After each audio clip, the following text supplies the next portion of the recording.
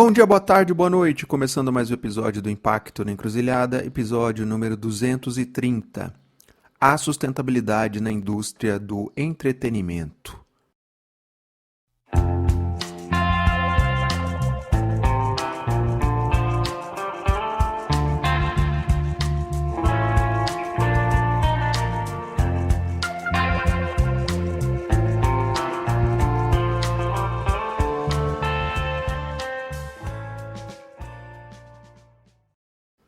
E nesse episódio eu recebi a Carol Dib, diretora de sustentabilidade e ESG na Endemol Shine Brasil. Bom, você certamente já deve ter assistido a alguma das muitas produções da Endemol. Vou citar só duas aqui, MasterChef, No Limite, dentre tantas outras. E aí, claro que vem a questão, mas afinal, qual a missão de uma diretoria de ESG e sustentabilidade numa empresa de entretenimento? Bom, falamos certamente sobre isso. E você vai se surpreender com a abordagem da Carol e da empresa nessa agenda. É menos sobre o gramatiquês da sustentabilidade e mais sobre a transversalidade e sobre as pessoas. Já parou para pensar em tudo que envolve uma produção audiovisual e nas múltiplas camadas e de como isso tem tudo a ver com a agenda da sustentabilidade? Pois é, justamente aí que a Carol compartilhou conosco sobre seus desafios, sobre o dia a dia à frente dessa agenda na empresa.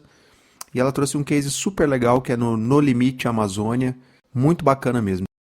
E não, amigo ouvinte, amigo ouvinte, esse episódio não é uma publi, tá? Afinal, falamos tanto de sair da nossa bolha do impacto que quando chegou a sugestão de receber aqui a Carol, a gente prontamente aceitou, acolheu e o papo foi maravilhoso. Ainda mais em tempos de ataque a essas agendas de sustentabilidade, de agendas de gênero, de diversidade. Fico feliz de poder receber uma diretora de ESG numa empresa em que há pouco mais de 2 anos criou essa área e essa área vai se fortalecendo e vai, de certa forma, disseminando no campo do audiovisual o quanto ainda há por avançar nessas frentes. Bom demais. Bom, se você gosta do conteúdo que a gente produz aqui, considere se tornar uma pessoa apoiadora do podcast. Junte-se a outras pessoas iluminadas que mantêm esse trabalho de pé. Passa lá no Apoia-se, o link está aí na descrição e veja como contribuir. E eu aproveito para agradecer demais as pessoas iluminadas que mantêm esse trabalho de pé. Muito, muito obrigado. Celebro também a parceria com o Prosas, que passa a divulgar na sua newsletter semanal algum episódio aqui da casa. Valeu demais. E também aproveito para te convidar a conhecer a Baru Inovação Social, minha consultoria nova aí na praça. Quer trocar uma ideia sobre possibilidades aí de trampos? Só falar com a gente. Link na descrição, valeu demais. Bom, então é isso. Agradecer demais a Carol pela conversa. E eu concordo com a reflexão que ela fez aí no final do papo, que é a gente parar de olhar a sustentabilidade como algo paralelo. A maneira como a gente faz negócios precisa ser sustentável e eu concordo demais com essa reflexão da Carol. Então acho que é com essa síntese que eu te convido a gente a partir para o papo.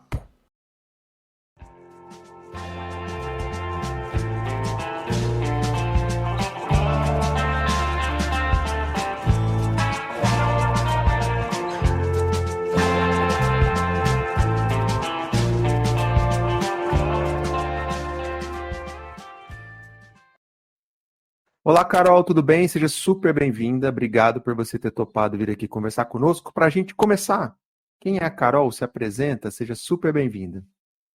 Oi, Fábio, obrigado pela oportunidade. É um prazer estar aqui com você, dividindo um pouco da minha história, um pouco da minha atuação no mundo do audiovisual. Eu sou a Carol, eu estou como diretora de sustentabilidade e ESG na Endemol Shine Brasil há um pouco mais de 2 anos. Então, a minha atuação na empresa coincide justamente com a criação da diretoria aqui na Endemol. E posso dizer que o chapéu de direção de sustentabilidade na empresa, ele é bem dinâmico, porque hoje, né, além das questões relacionadas ao impacto ambiental das nossas produções, também dos nossos estúdios, eu também tenho um papel bastante forte focado na cultura, para que a sustentabilidade seja, de fato, né, uma parte da nossa cultura de produzir, de operar. E aí, falando de cultura, eu diretamente me relaciono com aspectos relacionados a compliance, a cuidado com o bem-estar das pessoas, e aí o bem-estar das pessoas significa cuidar das pessoas que trabalham com a gente, dos participantes, né, de elenco, olhar para a agenda de diversidade também. E aí, dentro desse escopo todo, estão também os desafios da gente conseguir, né, medir de forma concreta a nossa jornada, o impacto que a gente está gerando e a transformação que a gente se propõe a fazer no audiovisual.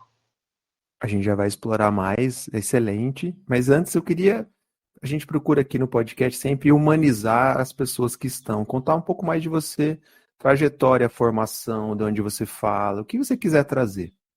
Legal. Bom, eu basicamente como carreira, eu tenho bastante tempo de atuação como consultora, então trabalhei em diversos segmentos, beleza, siderúrgica, cimento, telecomunicações, tecnologia.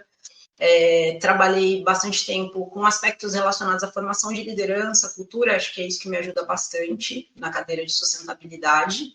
E na vida pessoal, eu sou mãe de 2 meninos, um de 11 anos e um de 7 anos, e de 2 meninas caninas, a Amora e a Lua. Como formação também, a minha formação ela é bastante diversa, eu tive múltiplos interesses ao longo da minha carreira. Então, eu tenho a formação de administração, com ênfase em recursos humanos, mas tenho pós-graduação em inovação e empreendedorismo, gestão de crise, tenho algumas especializações em gamificação, segurança psicológica, é uma gama bastante diversa e conversa um pouco das experiências que eu tive nos outros negócios, né, nas outras empresas por onde eu passei. É muito interessante, porque essa diversidade de agendas conversa bastante com a cadeira, né, que você ocupa agora, que é essa agenda de sustentabilidade. E aí, na questão anterior, você já trouxe um pouco qual é um pouco o leque do mandato de uma direção de ESG numa empresa de entretenimento. Queria que você contasse um pouco mais. Qual é o dia a dia? O que que se faz para quem está ouvindo a gente poder entender melhor? Então, quando a gente pensa numa produção audiovisual, a gente que está numa cadeira de espectador ou espectadora, a gente só consegue imaginar o ambiente do set. Acho que a primeira coisa que vem na cabeça de todo mundo é o set, né? Que tudo gira em torno do set, ou do estúdio, ou da locação. Mas a verdade é que o audiovisual, ele movimenta muito mais do que só o estúdio, de que só a operação técnica, câmera. Ele movimenta toda uma cadeia e um ecossistema para que as coisas aconteçam. Então, a gente está falando de alimentação, a gente está falando de transporte, a gente está falando de impacto local, dependendo, né, da onde a gente grava, se é estúdio, se é externa. Então, né, a gente já teve projetos, produções que rodaram, por exemplo, na Amazônia, numa cidadezinha que tinha zero infraestrutura. Então, isso requer a gente entender onde que a gente vai estar, onde que a gente vai operar, entender como é que a gente maneja esse impacto. Então, no dia a dia, essa cadeira de ESG, ela olha, né, e sustentabilidade, ela olha para o que vai ser produzido, e sempre eu começo com algumas perguntas. Então, qual é o formato? Então, esse formato, ele é um formato que requer confinamento de participantes, ele é uma competição, ele é de relacionamento, então, né, a gente vai ter interação de maneira intencional entre as pessoas. Então, qual que é o formato, onde que ele vai ser gravado, quantas pessoas a gente precisa contratar, quanto tempo isso vai durar, né, quantas horas de gravação, quantas diárias. E dentro dessas informações, eu começo por basicamente um desenho de cenários. Então, quais são os cenários possíveis que esse formato, com essa quantidade de gente no estúdio, no set, com essa quantidade de participantes, com essa narrativa, quais cenários podem ser gerados? E aí, cenários de adversidade mesmo, né? Então, de impacto na vida das pessoas que vão participar do programa, porque a gente sabe, principalmente de reality, quando a gente está falando de pessoas anônimas, a gente tem uma responsabilidade, a gente tem um impacto, uma vez que essas pessoas passam a serem conhecidas e tenham a sua vida repercutida, né, nas mídias. Qual o impacto para a nossa equipe, né? Que tipo de situações ou operação a gente vai estar sujeito? Então, assim, é uma dinâmica de externo, que é totalmente diferente de você estar num estúdio, né? Então, entender como que essas pessoas vão estar organizadas e preparadas mesmo para o trabalho. Isso fala muito sobre que infraestrutura a gente vai proporcionar para elas, alimentação, deslocamento, de onde elas saem, como elas chegam no estúdio, como é que a gente faz isso da maneira mais eficiente possível, do ponto de vista orçamentário e também do ponto de vista de impacto, né?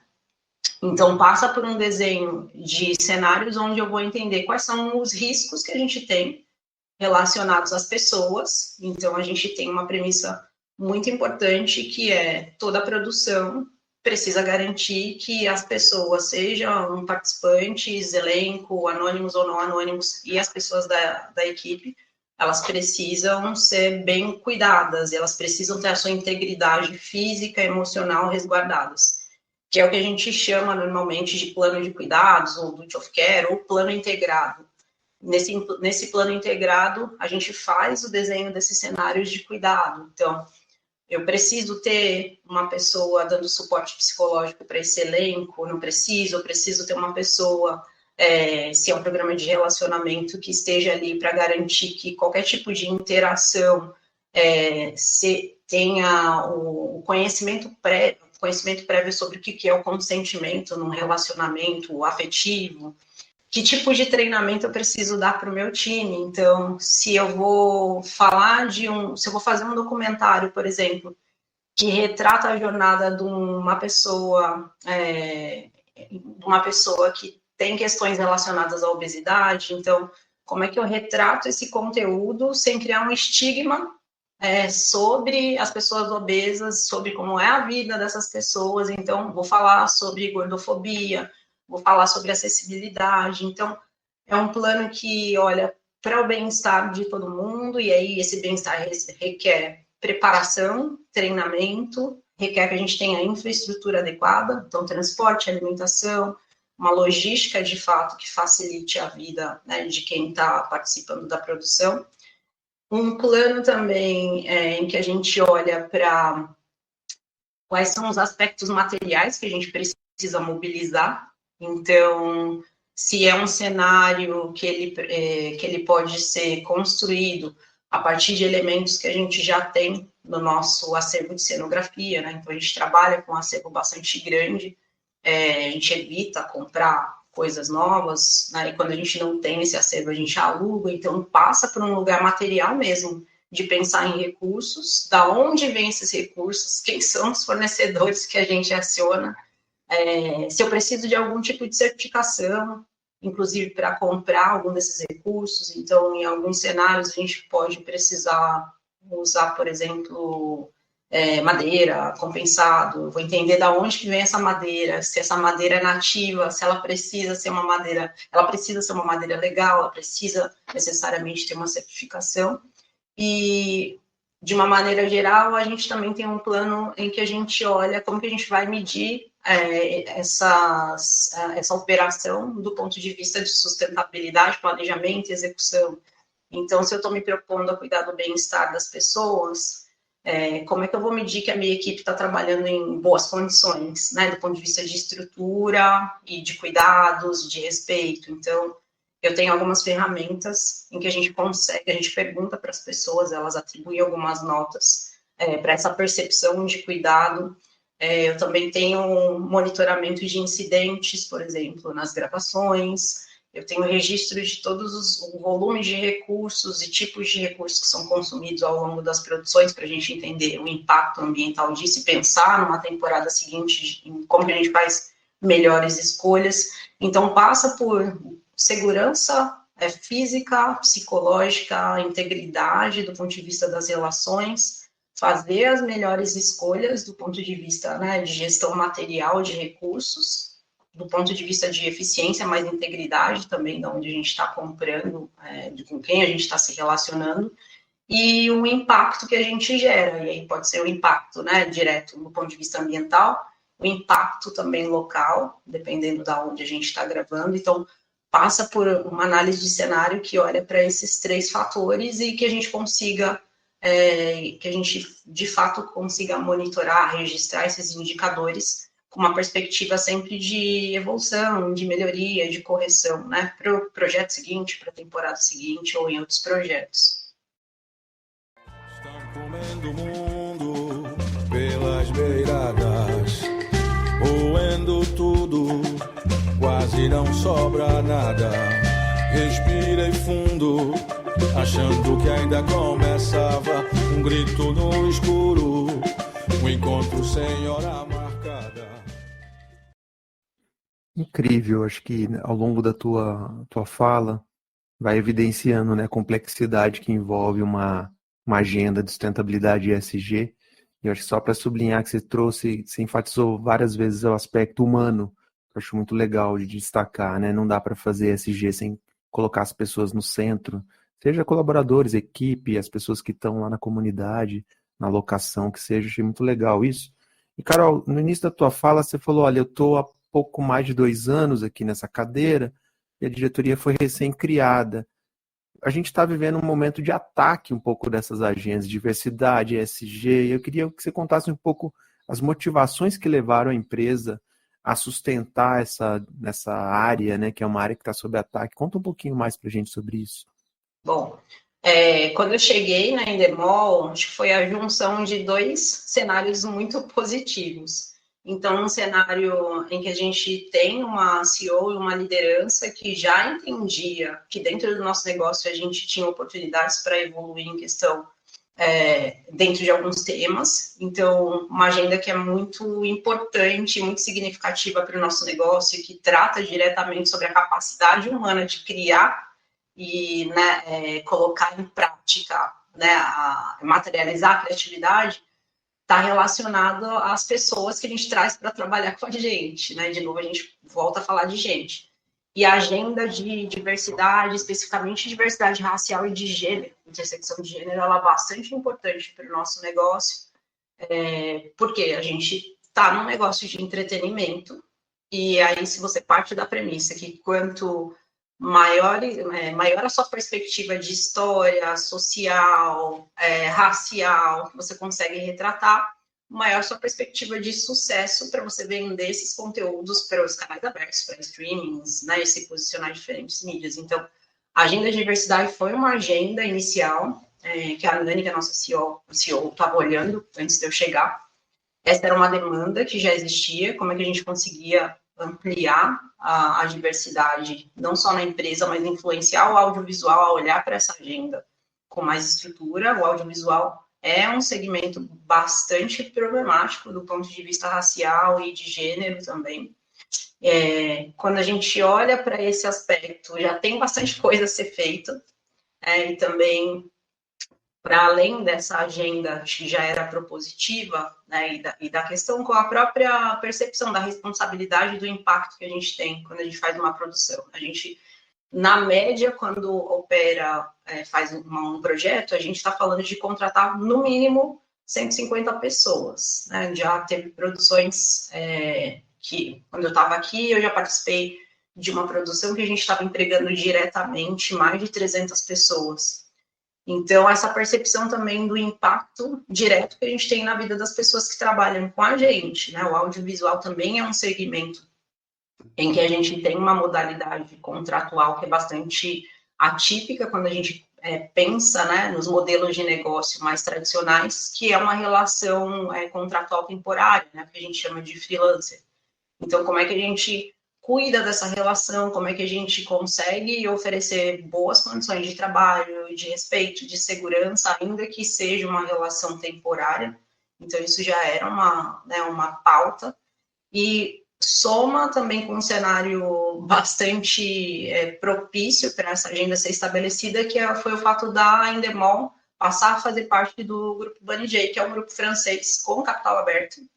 E aí, tendo capital aberto, né, seguindo as diretrizes aí da União Europeia, do ponto de vista de sustentabilidade, isso faz com que essa agenda ela tome mais corpo e que a gente consiga ter realmente consistência para implementar essa diretoria, seguir com o nosso, né, com a nossa jornada, porque é uma jornada realmente, com uma perspectiva de longa duração, não como uma atuação pontual. Então, o fato da gente ter uma pressão que é regulatória, né, o fato de a gente estar dentro de um grupo francês, isso de fato ajuda bastante, nos blinda também, numa certa forma, desse revés que a gente está vendo aí no mercado, mas não só isso, porque só isso acho que também não é o suficiente para a gente fazer avanços que sejam significativos. Eu vejo hoje que grande parte das ações, das iniciativas e do plano, né, que a gente tem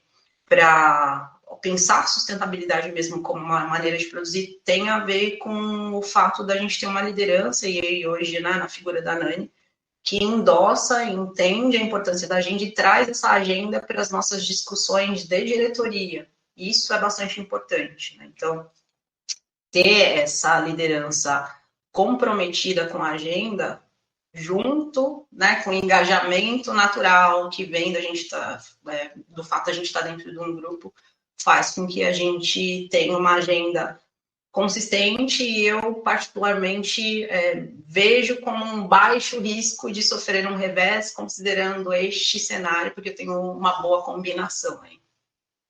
De novo, né, sobre pessoas e, nesse caso, o papel estratégico de uma liderança que reconhece a agenda, né, a relevância da agenda nos tempos atuais. Muito legal mesmo.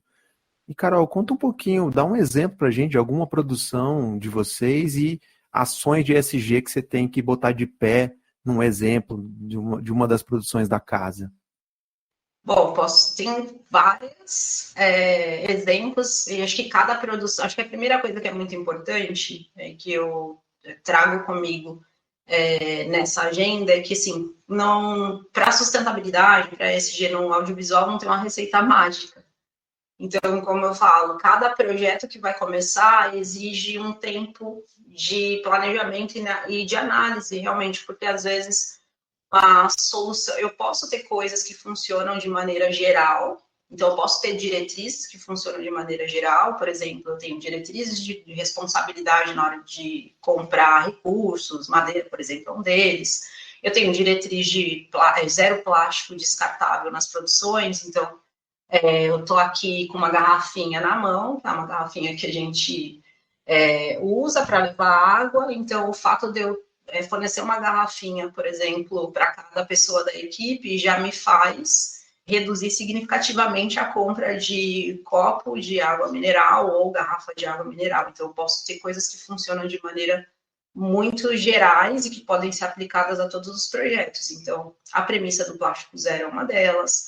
A premissa da gestão responsável de resíduos também é uma premissa que se aplica a qualquer projeto. Então, todo projeto, você precisa garantir que você tenha a informação de qual é o local adequado para descartar o seu resíduo sólido, por exemplo, o seu resíduo eletrônico também, e qual o caminho que esse resíduo faz, né? Se ele vai para compostagem, se ele vai para reciclagem, se ele vai para uma cooperativa para ser recuperado, se é no caso de um resíduo eletrônico. Então, isso, de maneira geral, é funcional, mas para cada projeto a gente precisa entender, então, o desafio. Então, eu posso trazer, por exemplo, acho que um dos projetos com maior desafio ou complexidade do ponto de vista de impacto ambiental foi o No Limite Amazônia, que, para além do fato de estar na Amazônia, já traz uma complexidade, né, grande. Então, como é que você monta uma estrutura num reality de competição, né, física, dentro de uma região de floresta, mas como é que você leva uma infraestrutura com 300 pessoas para passarem quase 60 dias ali instaladas numa cidadezinha que tem zero infraestrutura? Então, o reality da Amazônia, para além do óbvio, que é assim, sim, todo o nosso impacto do ponto de vista ambiental, ele foi planejado com as devidas licenças, o impacto que a gente gerou, por exemplo, a gente ocupou uma área particular, embora a gente estivesse ali na região amazônica, a gente estava numa área particular e a gente precisou passar ali quilômetros de cabo. Ainda assim, com todas as devidas autorizações, a gente gera um impacto, você não fica livre do impacto. Então, a gente teve o que é muito óbvio quando a gente pensa em projetos em externas na floresta amazônica, que é a compensação através de regeneração do local, né? Então, a gente tem 5 anos aí de acompanhamento desse processo. Mas isso é óbvio. Mas o maior desafio no Limite Amazônia foi investir na infraestrutura da cidade. Eu tive esse sonho, nele encontrava com você. Não sei se sonhava o meu sonho, ou se o sonho que eu sonhava era seu. Então, todo um estudo de viabilidade, por exemplo, né, se a gente está falando de garantir o bem-estar dessas pessoas que vão estar 30 a 60 dias longe da sua casa, da sua família, onde que essas pessoas vão ficar? Onde que elas vão estar hospedadas? O que elas vão comer? Como que vai ser? Quantas refeições? Onde que elas vão estar? Como elas vão se deslocar? Então, nesse caso, nesse projeto, por exemplo, a gente antecipou a verba, por exemplo, voltada para a parte de hospedagem, hotelaria, para um grupo de três pousadas ali da rede hoteleira, para conseguir ampliar o número de quartos, reformar, gerar uma infraestrutura, colocando pontos de água, por exemplo, climatização. Isso foi uma parte. A gente precisou instalar uma lavanderia na cidade, porque como é que você vai lavar roupa de 300 pessoas durante esse período? Então, teve um investimento do ponto de vista econômico mesmo, da infraestrutura da cidade, movimentando a economia local. Então, você precisa alimentar 300 pessoas durante 30 a 60 dias. E a contratação, por exemplo, da equipe de cozinha, do catering, para fazer a cozinha, né? Então, o arroz, o feijão, o peixe, né? Que a gente está falando das refeições completas aí para as pessoas da equipe.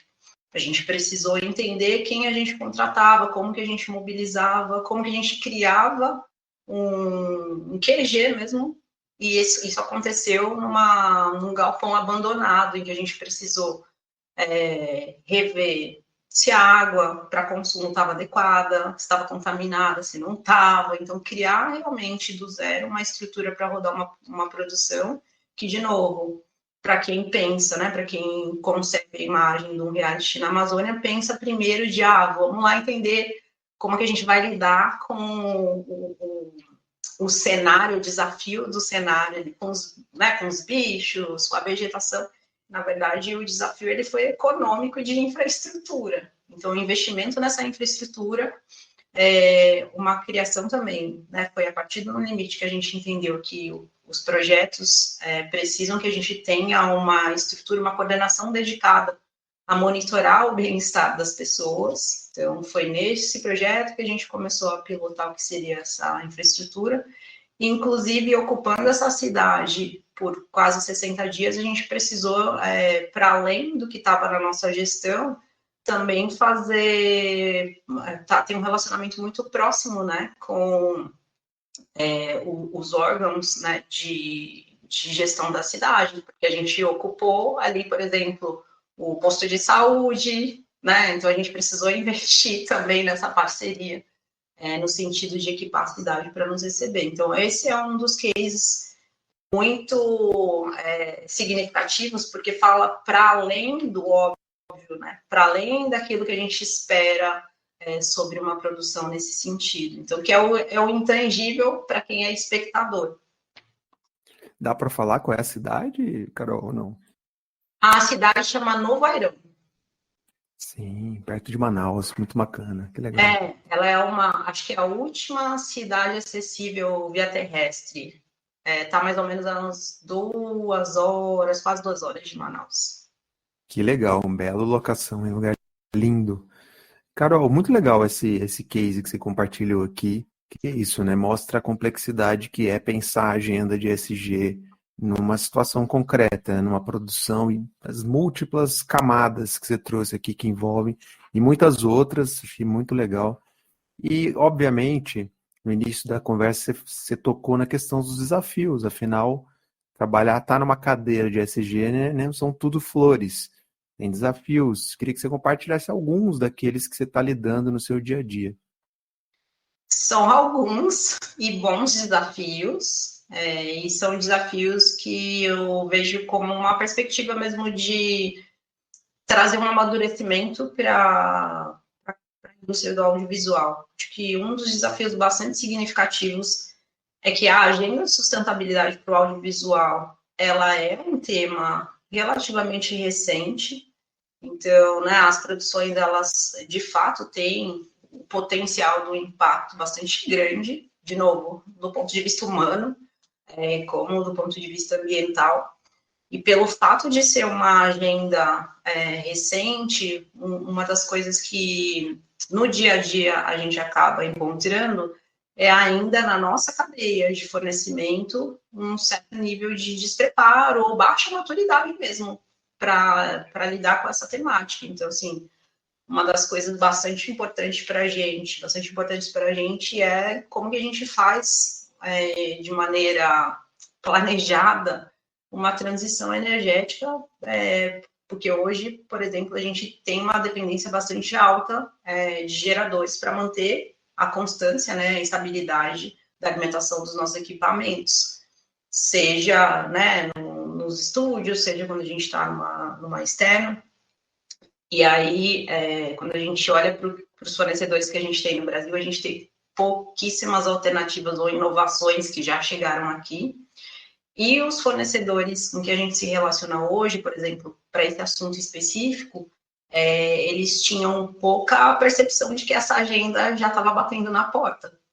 Então, não precisa ir muito longe, né? A gente tem soluções que são baseadas em hidrogênio, você tem bateria estacionária, a gente tem poucas opções aqui no Brasil e um fornecedor hoje, por exemplo, que tem gerador a diesel, ele está pouco aberto, por exemplo, para uma adaptação para um biodiesel. A gente sabe que tem algumas adaptações, catalisador, etc., mas eles veem essa adaptação como uma despesa. Poucos ainda estão dispostos a também discutir e investir nessa transição. Então, tem sido um tanto desafiador, porque a agenda ela requer um pouco mais de celeridade, não só para a transição energética, mas vou falar para recursos de maneira geral. Então, de novo, a gente tem alguma dependência para aquisição de madeira, para cenografias, né, mais temporárias, e por incrível que pareça, parece ser óbvio, né, mas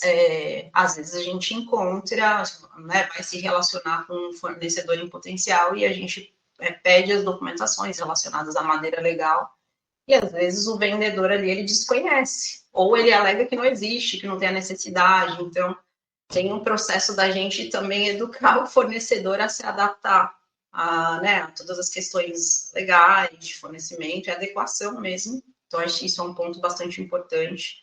Tem um desafio que é muito, acho que inerente ao negócio, que a gente trabalha com produções que elas precisam ser eficientes durante o seu projeto, seu tempo de desenvolvimento, de captura. Então, você tem X de áreas contratadas, né? Qualquer atraso nesse cronograma significa um dia a mais de estúdio, horas a mais de pagamento para 150, 200, 300 pessoas, mais refeições, mais deslocamento. Então, você conseguir achar soluções que se adequem, né, no tempo da agenda que você tem, desde o momento que você está planejando o projeto até ele de fato se concretizar, também é bastante desafiador, porque às vezes é isso, às vezes a gente não tem uma solução pronta para um determinado desafio, a gente precisa entender, achar essa solução, achar um fornecedor novo, e aí o cronograma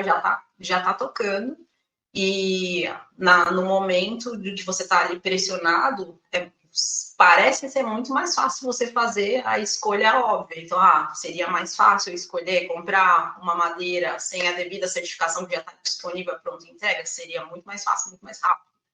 Mas não é o correto a se fazer, tanto do ponto de vista de integridade do negócio, tanto de vista do impacto. Então, é sempre essas conversas que a gente precisa ter, tipo, ter clareza das escolhas que a gente faz, no tempo que a gente faz, né, o quanto que isso precisa ser manejado. Então, é bastante importante para a gente.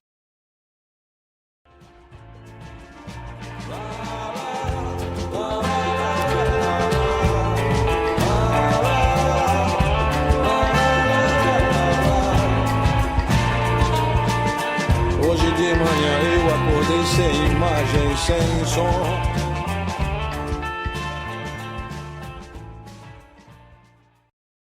E uma das coisas que a gente tem feito e a gente está entendendo é o fato da agenda ser uma agenda, por exemplo, na Endemol, que chega há um pouco mais de 2 anos, traz uma necessidade da gente entender o legado, o impacto legado. E a ausência de dados, ela deixa a gente nesse limbo. Então, né, nos últimos 2 anos, a gente tem implementado uma série de indicadores, mas eles são nossos indicadores base zero. Então, construir esses indicadores, entender a nossa jornada, o tempo que a gente leva para chegar no estado da arte em cada uma dos pilares que a gente tem, também é um desafio, considerando que a gente, né, está medindo há 2 anos e pouquinho, esses indicadores. Então, acho que hoje eu posso dizer que são esses, né, esses principais desafios e, óbvio, o tempo inteiro, como a gente está falando de conteúdos que repercutem, né, nos streamings, na mídia, nas redes sociais, tem um olhar para qual que é o nosso impacto do ponto de vista de repercussão, reputação dos conteúdos que a gente está gerando, das pessoas que estão envolvidas nessas produções, de como, inclusive, uma vez que essas pessoas já participaram das produções, como que a gente continua olhando e garantindo de que, do ponto de vista mesmo de cuidado e atenção dessa repercussão da imagem delas, a gente também está atuante. Então, acho que, de maneira geral, são esses desafios assim, mais frequentes que todos os dias a gente precisa olhar e lidar com eles. Puxa, Carol, obrigado por dividir esses desafios. É sempre, como você mesmo falou, é uma jornada. Em algum momento ela se inicia e é preciso seguir em marcha, né? Seguir em movimento, aperfeiçoando sempre. Mas existe esse desafio, digamos, para trás-mente, né? O que ficou de trás que você também está tentando trabalhar, endereçar. Muito legal, parabéns. E para a gente fechar aqui, eu queria te convidar a fazer o merchan final, reflexão final, o que você quiser para a gente fechar. Acho que uma reflexão final faz parte da minha maneira de pensar o que é sustentabilidade para os negócios, que é um desafio para quem está neste lugar, nessa cadeira, levar a sustentabilidade ou falar de sustentabilidade não como uma disciplina apartada, como uma área apartada, um pilar apartado. Então, quando me perguntam quais são os projetos ESG, eu falo, gente, não existem projetos ESG na empresa. Existem os projetos e a operação. A sustentabilidade tem que ser a forma de fazer. Então, quanto mais a gente consegue entender o negócio, os desafios do negócio, a dinâmica dessa operação, e consegue olhar para quais são os riscos, quais as oportunidades, qual a melhor maneira de se fazer as coisas do ponto de vista ético, de eficiência, assim, aí a gente vai estar fazendo a sustentabilidade de verdade. Então, o meu convite é parar de trazer a sustentabilidade como uma coisa, um olhar paralelo. A maneira como a gente faz negócio, ela precisa ser sustentável. É sustentável para o negócio vai continuar prosperando, continuar, né, trazendo resultados, tem que ser sustentável para todo mundo que se relaciona com esse negócio. Mas eu vejo que existe ainda um desafio, e eu posso falar, né, eu passei por essa cadeira em outros lugares, e mesmo na alta liderança é muito comum das pessoas criarem essa segregação, né? Então, agora a gente vai falar de uma caixinha aqui separada, né? De ESG e sustentabilidade. não existe a caixinha separada, né? Para mim, é um modelo mental, é um modelo de gestão. Muitas das empresas estão fazendo uma transição para este modelo de gestão. Acho que esse é o lugar que a gente precisa ter em mente quando a gente pensa em negócios sustentáveis, sustentabilidade de maneira geral. E esse é o meu convite às lideranças dos negócios, não só as de sustentabilidade, mas olharem para suas operações, olharem para o seu impacto como um modelo mental de pensar como é que você trabalha e não separar essa caixinha. Não existe a caixinha separada. E eu aproveito o seu convite para que também a gente faça esse convite, essa reflexão para os próprios profissionais que estamos, me incluo nessa, na agenda de sustentabilidade, que a gente não fique à parte, a gente tem que ter uma forma de modificação, transformação dos negócios. Acho que você também transita por essas bandas, né, Carol? Sim, sim. É importante a gente ter propriedade sobre o negócio. E grande parte da minha jornada profissional, a maior parte, na verdade, se eu for olhar em anos, ela não foi da agenda de sustentabilidade, ela foi de outros temas que hoje eu entendo que o conjunto da obra, né, o resumo da conversa é sustentabilidade, porque é isso, é cultura, é eficiência, é responsabilidade, integridade. Então, é muito importante, sim, a gente como profissional, neste lugar, sejamos profissionais do negócio e a gente traz a nossa roupagem do ponto de vista de sustentabilidade como cultura. Então, acho que tem um erro aí no posicionamento, né? Então, essa é um pouco da crítica para a gente mesmo, da área, né? O nosso posicionamento tem que ser profissionais que entendem e de maneira bastante transversal o negócio. Então, a gente precisa se relacionar com todas as lideranças que têm parte no negócio, senão a gente não consegue pensar sustentabilidade. Se alguém não estiver envolvido nessa conversa, a sustentabilidade não acontece, porque passa a ser uma agenda pessoal, né, de assuntos que são priorizados por você mesma e não estão conversando com as prioridades, com os objetivos do negócio. Então, é importante entender o negócio, transitar pelo negócio e ter um bom relacionamento com todas as lideranças do negócio. Acho que esse é o lugar que a gente precisa pensar, para além do técnico, porque é isso, para resolver as questões mais técnicas, regulatórias, a gente, né, tem as pessoas que são especialistas, as equipes estendidas. Mas o lugar de fazer sustentabilidade é no relacionamento e na influência com a liderança. Voltamos às pessoas de novo. Voltamos às pessoas.